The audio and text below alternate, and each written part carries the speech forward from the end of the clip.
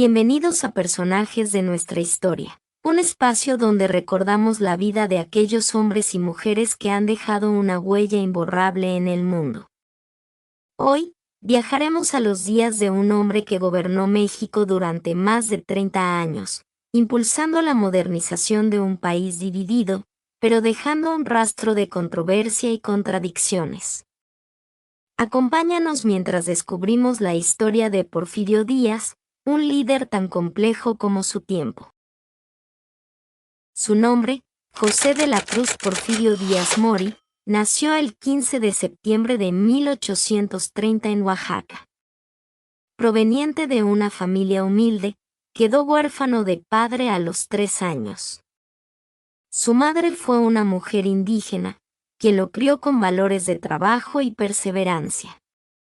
Ingresó al seminario para formarse como sacerdote, pero su vida dio un giro durante la Guerra de Reforma. Fue entonces cuando abandonó el seminario para unirse al ejército liberal de Benito Juárez. Y ahí en el campo de batalla encontró su verdadera vocación. Su participación en la Guerra de Reforma, su valentía en la histórica batalla de Puebla el 5 de mayo de 1862, y su papel en la defensa de la República le valieron su reputación como un héroe militar. Al concluir la guerra, fue ascendido a general y se convirtió en un símbolo de la resistencia mexicana. Díaz, al ver que Benito Juárez seguía reelegido constantemente, comenzó a criticar lo que percibía como un poder excesivo en manos de un solo hombre, algo que consideraba antidemocrático. En 1871, Juárez buscó nuevamente la reelección, lo que Díaz interpretó como una contradicción de los ideales republicanos de alternancia en el poder. Esto lo llevó a lanzar un movimiento armado bajo el nombre Plan de la Noria, en el cual proclamaba el lema sufragio efectivo, no reelección, y se oponía a la prolongación de Juárez en la presidencia. Sin embargo, su plan no tuvo éxito, ya que Juárez continuó con su mandato presidencial hasta el día de su muerte. Posteriormente, Sebastián Lerdo de Tejada asumiría la presidencia, y tras acercarse el final de su mandato, buscó la reelección, lo cual fue mal visto por muchos de sus antiguos aliados. Este acto reavivó la oposición de Porfirio Díaz, lanzando el Plan de Tuxtepec. En este manifiesto, proclamaban nuevamente el lema, sufragio efectivo, no reelección, y pedía la remoción de Lerdo por violar los principios democráticos de alternancia en el poder. El plan recibió el apoyo de varios grupos inconformes con el gobierno de Lerdo, incluidos militares, políticos y campesinos que sentían que sus demandas no eran escuchadas. Las tropas de Díaz y sus aliados se enfrentaron en varias batallas contra las fuerzas de Lerdo. Finalmente, el 16 de noviembre de 1876, en la batalla de Tecoac, las fuerzas de Díaz lograron una victoria decisiva.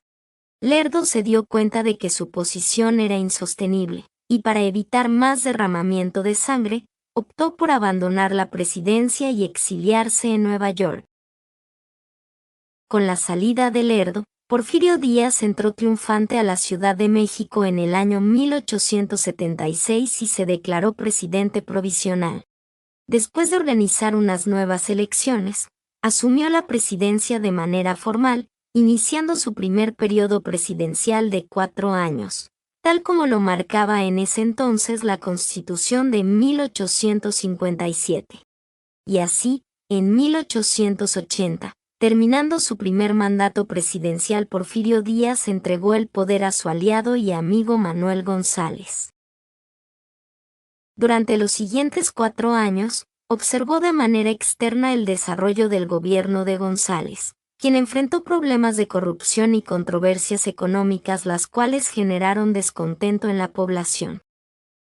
Al finalizar el periodo de González en 1884, Porfirio Díaz decidió regresar al poder modificando las leyes para permitir la reelección, y asegurando su permanencia en la presidencia mediante enmiendas constitucionales y reformas, mismas en las que se reelegiría ininterrumpidamente, y que se extenderían hasta el año 1911. A este periodo histórico se le conoce como el Porfiriato. Sin embargo, y a pesar de su autoritarismo, logró mantener una estabilidad que facilitó el crecimiento económico y la integración de México al mercado internacional. Gracias a sus políticas, México vio la construcción de miles de kilómetros de ferrocarril y la fundación de instituciones bancarias, además de un aumento en la exportación de recursos como petróleo y minerales. Pero los costos fueron elevados, ya que la explotación laboral, la concentración de tierras y la falta de derechos políticos de las clases populares generaron descontento.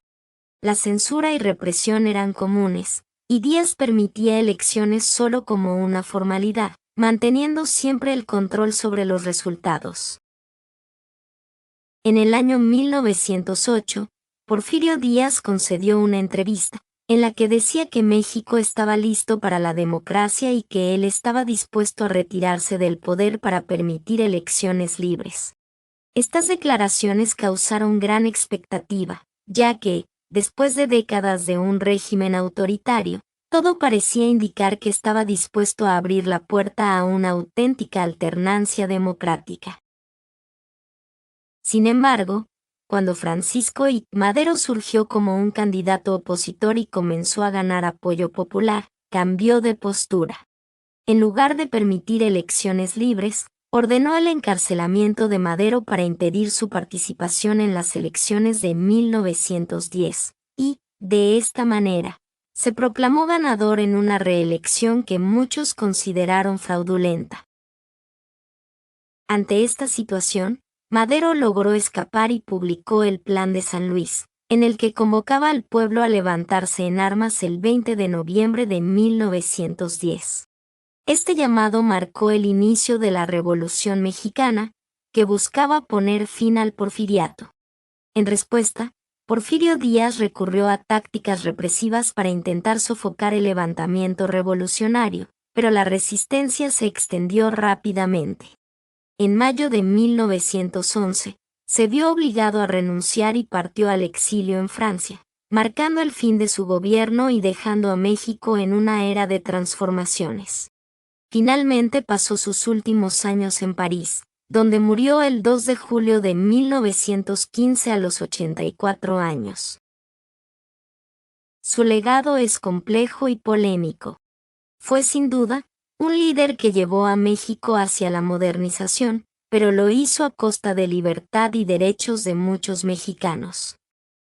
Su lema de orden y progreso dio estabilidad, pero impidió una auténtica democracia.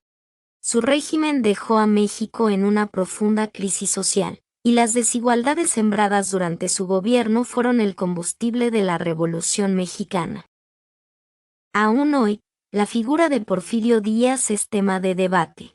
Algunos lo ven como un dictador despiadado, y otros como un modernizador indispensable. Su vida y obra son recordatorios de los retos y contradicciones que México ha enfrentado en su búsqueda de progreso y justicia. Y así, hemos llegado al final de este capítulo. Si te gustó, no olvides suscribirte al canal para seguir explorando la vida de quienes han dado forma a nuestro pasado. Gracias por acompañarnos, y hasta el próximo episodio de Personajes de nuestra historia.